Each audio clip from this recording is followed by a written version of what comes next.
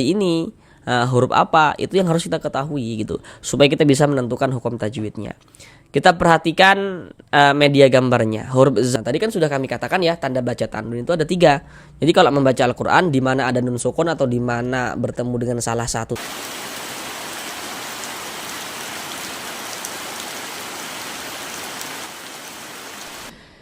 Assalamualaikum warahmatullahi wabarakatuh. Jika saudara semuanya, Bapak dan Ibu, memiliki permasalahan belum lancar di dalam membaca Al-Quran, kemudian belum memahami ilmu tajwid, ataupun mungkin kesulitan dalam memahami ilmu tajwid, silakan simak video ini hingga akhir ya. Insya Allah setelah menyimak video ini, Bapak dan Ibu saudara semuanya bisa langsung dengan mudah dalam memahami ilmu tajwid Al-Quran.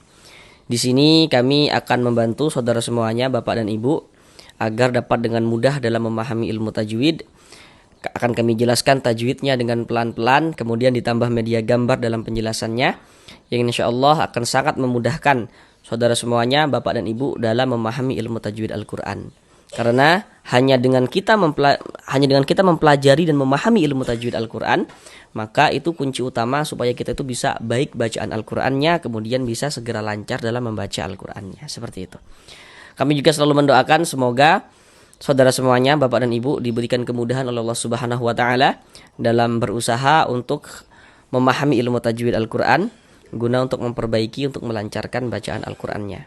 Jadi yang terpenting supaya belajar kita itu memiliki hasil yang maksimal, supaya kita bisa segera memahami ilmu tajwid Al-Quran, maka hal yang penting sekali dalam belajar itu yakni kita harus konsisten dalam belajar. Kalau kita sudah konsisten dalam belajar, pasti cepat atau lambat kita pasti akan memahaminya begitu. Jadi semoga saudara semuanya, Bapak dan Ibu, diberikan keistiqomahan ya, konsisten dalam belajarnya, sehingganya bisa mendapatkan hasil maksimal di dalam berusaha untuk memahami ilmu tajwid dan juga untuk melancarkan, memperbaiki bacaan Al-Qurannya. Kami juga selalu mendoakan semoga saudara semuanya, Bapak dan Ibu, senantiasa diberikan rezeki yang berlimpah oleh Allah Subhanahu wa taala, dengan rezeki yang berlimpah dan barokah, sehingganya dengan rezeki yang berlimpah dan barokah tersebut semoga bisa menjadi seorang ahli sedekah dan nantinya bisa beribadah umroh dan haji ke tanah suci Mekah. Amin. Amin ya rabbal alamin. Baiklah, mari langsung kita mulai belajar mengaji Al-Qur'annya. Marilah bersama-sama kita lanjutkan kembali belajar mengaji Al-Qur'an kita dengan penjelasan ilmu tajwidnya yang akan kami jelaskan dengan pelan-pelan untuk membantu saudara semuanya, Bapak dan Ibu, dalam berusaha memahami ilmu tajwid guna untuk memperbaiki, untuk melancarkan bacaan Al-Qur'annya. Sekarang ini kita masuk pada surah Al-Waqi'ah ayat yang ke-80.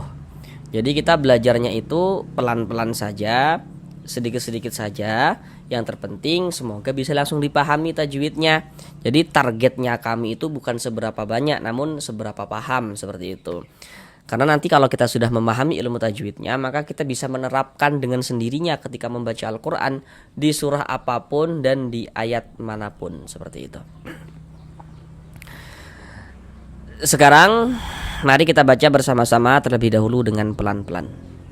A'udzu billahi minasy syaithanir rajim. Bismillahirrahmanirrahim.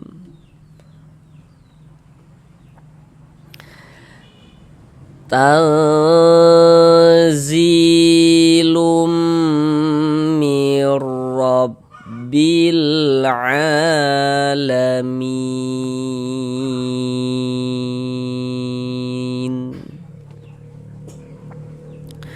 Sekarang mari sama-sama kita pelajari tajwidnya dengan pelan-pelan.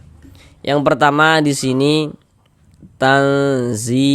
di sini ada huruf nun sukun. Huruf non tanda sukun tuh seperti ini, huruf sukun atau huruf mati. Nah itu maksudnya sama saja. Nah, perhatikan media gambar di layar. Nah, sebelum kita membahas tentang hukumnya apa begitu ya, bagaimana cara kita memahaminya begitu. Jadi untuk awal-awal itu yang perlu untuk kita ingat dulu supaya nanti kita tahu di mana saja nih terjadinya hukum gitu ya. Jadi hukum-hukum tajwid itu ada kelompok-kelompoknya ya. Nah, di antaranya yakni kelompok nun sukun dan tanwin begitu. Itu di samping panah ada bacaannya nun sukun garis miring tanwin. Jadi begini, kalau kita membaca Al-Qur'an, di mana ada nun sukun atau di mana ada tanwin, maka di situ akan terjadi hukum tajwid dengan kita memperhatikan huruf setelahnya. Nah, jadi setiap bertemu nun sukun atau setiap bertemu tanwin, maka di situ terjadi hukum tajwid dengan kita memperhatikan huruf setelahnya. Dan tanwin itu dia memiliki 3 bentuk tanda baca. Nah, pasti saudara semuanya, Bapak dan Ibu sudah tahu begitu. Nah, kami sekedar mengingatkan kembali saja. Pertama, seperti yang di samping panah tuh, ada baris 2 miring di atas huruf. Itu namanya adalah fathatain atau tanwin fathah. Nanti ada baris 2 tapi dia di bawah huruf. Itu namanya kasrotain ya, atau tanwin kasroh. Nah, yang satunya lagi dommatain namanya, atau tanwin dommah atau dommah tanwin, atau maksudnya sama saja yakni dommatain. Nah, jadi kalau kita membaca Al-Qur'an di mana ada nun sukun atau di mana ada tanwin, maka di situ terjadi hukum tajwid dengan kita memperhatikan huruf setelahnya. Nah, sampai di sini pasti Bapak dan Ibu sudah bulat nih. Wah, sudah paham. Oh iya ya, nanti kalau ada nun sukun atau ada tanwin berarti di situ terjadi hukum tajwid. Nah, tinggal PR-nya kita itu menghafalkan huruf-hurufnya. Jadi setelah tanwin atau setelah nun sukun itu ada huruf apa begitu. Contoh tuh kayak gini.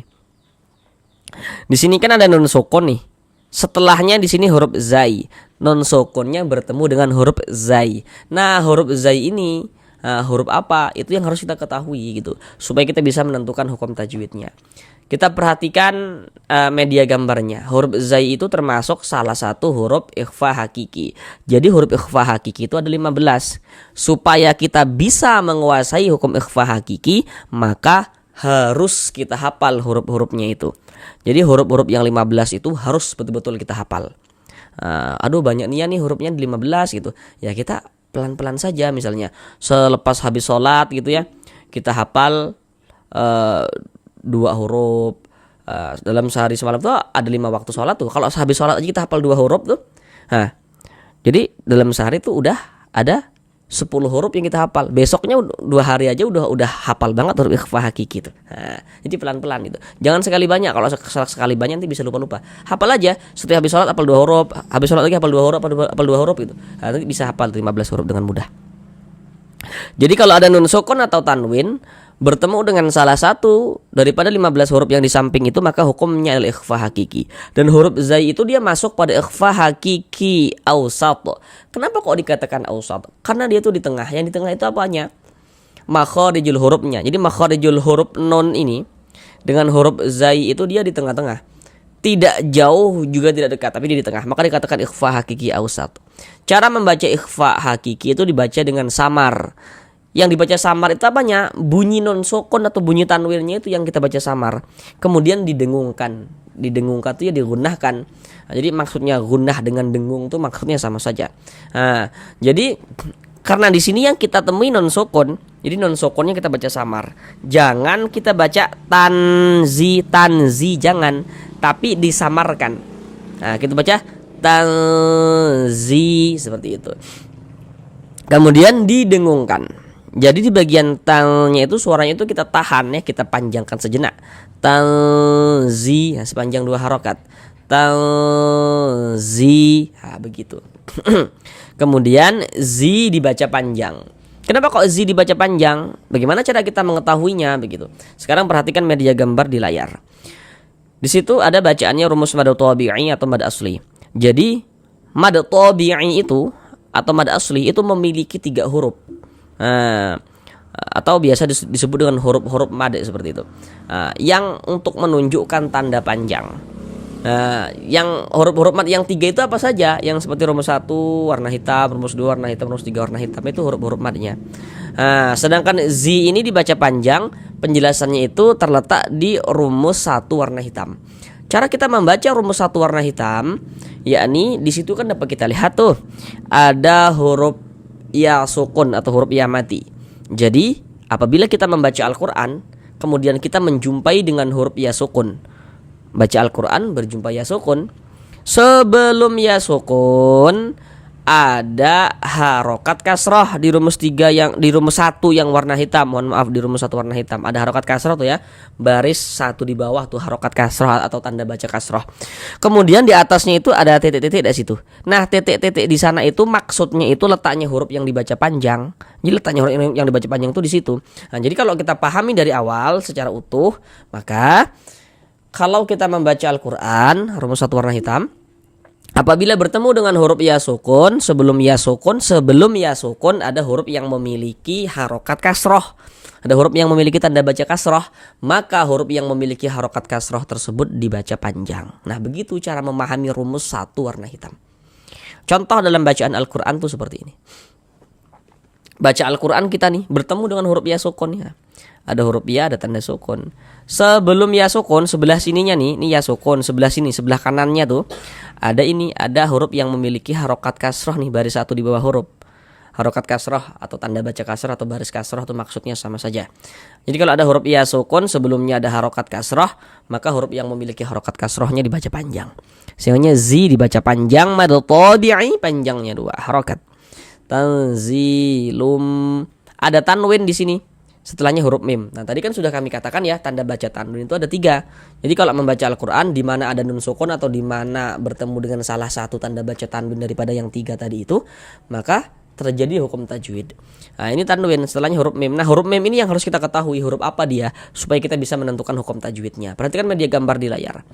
Huruf mim itu termasuk salah satu huruf idgham bil gunnah. Jadi kalau ada nun sukun atau tanwin bertemu dengan salah satu daripada 4 huruf yang di samping itu, maka hukumnya adalah idgham bil gunnah. Dikecualikan nanti pada izhar mutlak. Jadi huruf-huruf yang 4 itu harus dihafal supaya nanti kita bisa paham. Oh, kalau ada nun sukun atau tanwin bertemu dengan salah satu daripada 4 huruf yang di samping itu, hukumnya idgham bi gunnah. Cara membaca idgham bi gunnah yakni dengan cara memasukkan kemudian disertai dengan gunnah. Yang dimasukkan itu apanya gitu. Bunyi nun sukun atau bunyi tanwinnya itu dimasukkan ke huruf idgham bi gunnah. Karena di sini yang kita temui ini adalah tanwin. Jadi tanwinnya dimasukkan ke huruf mim ini, ke huruf idgham bi gunnah ini. Melebur ke sini. Jadi kita baca tanzilum. Jangan dibaca tanzilun, lun mirrabbil, jangan, tapi lum seperti itu. Nah, kemudian di bagian lumnya itu suaranya itu kita tahan, kita panjangkan sejenak ya sepanjang 2 harokat, kita gunnahkan. Tanzilum mirrabbil. Di sini ada nun sukun lagi, terjadi lagi hukum tajwid. Nah, kan tadi setiap ada nun sukun atau setiap ada tanwin gitu ya, terjadi hukum tajwid. Nun sukun setelahnya huruf ro. Nah, huruf ro ini huruf apa? Harus kita ketahui. Perhatikan media gambarnya. Huruf ro termasuk salah satu huruf idgham bila gunnah. Huruf idgham bila gunnah itu ada 2, lam dan ro. Harus dihafal huruf-hurufnya. Nah, jadi untuk kunci kita menguasai hukum tajwid itu ya dihafal hurufnya begitu. Nah, jadi kalau ada nun sukun atau tanwin bertemu dengan salah satu daripada 2 huruf yang di samping itu, maka hukumnya idgham bila gunnah. Cara membaca idgham bila gunnah dengan cara memasukkan kemudian tidak disertai dengan gunnah. Nah, tidak digunnahkanlah gunnah. Nah, jadi dimasukkan saja, jangan digunnahkan. Ini yang dimasukkan itu apanya? Bunyi nun sukun atau bunyi tanwinnya itu dimasukkan ke huruf idgham bila gunnahnya. Untuk di sininya kita temui nun sukun. Jadi nun sukunnya masukkan ke huruf ro ini, ke huruf idgham bila gunnahnya ini. Sehingga ini kita baca mirrabbil. Jangan dibaca min rabbil, jangan. Kemudian tidak digunnahkan, tidak didengungkan. Jadi dimasukkan saja. Jangan dibaca dipanjangkan begitu, jangan, salah. Jadi masukkan saja, nggak perlu ditahan gitu. Pendek bacanya tuh. Mirrabbil, begitu. Kemudian huruf ra ini memiliki harokat fathah. Ini ya. baris di atasnya harokat fathah, tanda baca fathah, maka huruf ro dibaca tabkhim, dibaca tebal. Nah, tebalkan huruf ro-nya. Mirabbil, alif lam setelahnya huruf ain. Nah, perhatikan media gambar di samping. Kalau ada huruf alif lam bertemu dengan salah satu daripada 14 huruf yang di samping itu, maka hukumnya adalah alif lam qamariyah. Coba perhatikan huruf ain. Huruf ain termasuk salah satu daripada 14 huruf qamariyah kan? Nah, maka ini alif lam bertemu dengan huruf ain. Dikarenakan huruf ain ini huruf qamariyah, maka ini hukumnya alif lam qamariyah. Alif lam qamariyah itu disebut juga dengan idharu qamariyah. Jadi maksudnya alif lam qamariyah, idharu qamariyah itu maksudnya sama saja, atau idharu qamari begitu. Nah, jadi karena huruf lamnya itu dibaca izhar, disebut dengan idharu qamari. Rabbil begitu. Tapi kalau di Indonesia itu biasanya itu lebih terkenal dengan sebutan alif lam qamariyah begitu. Rabbil. Jadi kalau ada huruf alif lam letaknya jejer, huruf lamnya ini ada tanda sukunnya nih, tanda sukun, tanda huruf lamnya ini mati nih. Maka itu alif lam qamariyah tuh. Rabbil alamin. A dibaca panjang. Sekarang perhatikan rumus 3 warna hijau. Udah perhatikan ya rumus 3 warna hijau. Nah, jadi kalau kita membaca Al-Qur'an bertemu dengan huruf, di atas huruf tersebut ada tanda seperti ini. Tanda harokat fathah berdiri, berbentuk alif kecil seperti ini. Ini menandakan huruf di atasnya, kalau ada tanda seperti ini dibaca panjang. Misalnya A dibaca panjang. A dibaca panjang, ini mad tabi'i. Nah, ini mad tabi'i. Nah, tadi kan kami katakan ya, huruf mad tabi'i itu cuma ada 3, seperti yang warna hitam itu. Nah, jadi yang warna-warna hijau itu pada dasarnya adalah yang warna hitam. Jadi yang warna-warna hitam itu bisa ditulis dalam bentuk seperti yang warna-warna hijau itu untuk menunjukkan tanda panjang begitu. Nah, sedangkan yang rumus 3 warna hijau, maka berarti dia adalah rumus 3 yang warna hitam pada dasarnya. Jadi kalau diurai, kami jelaskan dulu cara membaca rumus 3 warna hitam. Rumus 3 warna hitam itu di situ ada alif, sebelum alif ada harokat fathah, di bawah harokat fathah itu ada titik-titik. Nah, titik-titik di sana tuh letaknya huruf yang dibaca panjang. Nah, sedangkan ini A ini kan dia tadi letaknya itu di rumus 3 yang warna hijau. Maka ini kalau diurai, maka berarti di sini sama dengan ada alif yang sebelumnya ada harokat fathah. Ada alif sebelumnya ada huruf yang memiliki harokat fathah. Dan huruf yang memiliki harokat fathah di sini adalah huruf ain, karena huruf ainnya yang dibaca panjang begitu. Jadi yang warna hijau itu pada dasarnya adalah yang warna hitam. A dibaca panjang, nah tanda panjangnya ini nih. Mad tabi'i panjangnya 2 harokat. Alamin. Min dibaca panjang. Nah, untuk di sini ini namanya adalah mad arid li sukun. Namun pada awalnya namanya mad tabi'i. Kenapa kok bisa berubah menjadi mad arid li sukun? Yang menyebabkan perubahan itu apa gitu. Sekarang perhatikan rumus 1 warna hitam. Kenapa kok mi dibaca panjang? Nah, pasti sudah tahu apa sebabnya begitu. Karena tadi sudah kita temui di sini nih. Ya. Kenapa kok mi dibaca panjang? Karena di sini ada huruf ya sukun, ada huruf ya, ada tanda sukun. Sebelum ya sukun ada ini nih, ada harokat kasroh. Maka huruf yang memiliki harokat kasroh dibaca panjang. Sehingga mi dibaca panjang. Mi dibaca panjang. Mad tabi'i pada awalnya sesuai dengan rumus 1 warna hitam. Kemudian mad tabi'inya itu bertemu dengan huruf yang disukunkan. Nah, sebab berwakaf, mad tabi'i bertemu dengan huruf yang disukunkan ya, sebab kita berwakaf itu. Maka dia menjadi mad arid li sukun. Panjangnya mad arid li sukun itu boleh dibaca dengan panjang 2 harokat, atau 4 harokat, atau 6 harokat. Yang terpenting konsisten dalam sekali bacaan. Jadi maksudnya konsisten itu, kalau kita membaca Al-Quran, jika mad arid li sukun kita baca dengan panjang 2 harokat, maka semua mad arid li sukun yang kita temui itu kita panjangkan dengan panjang 2 harokat. Kalau kita panjangkan 4 harokat, maka semua mad arid li sukunnya kita panjangkan 4 harokat.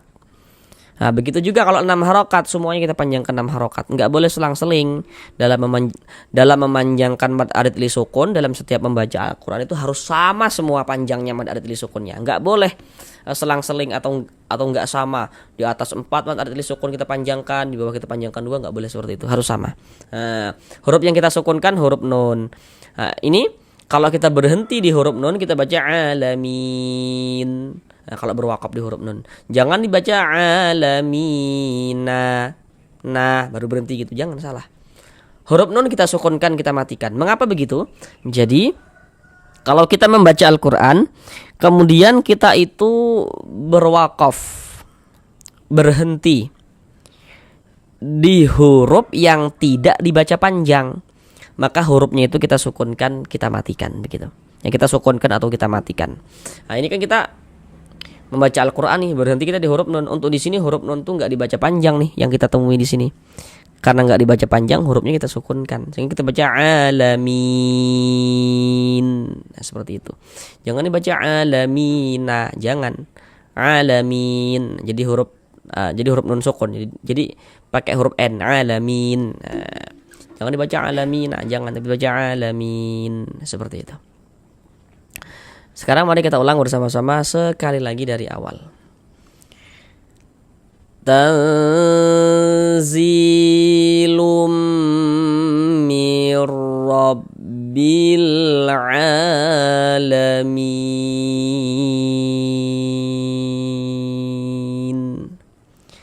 Sampai di sini belajar mengaji Al-Qur'annya. Sampai bertemu di pembelajaran yang berikutnya.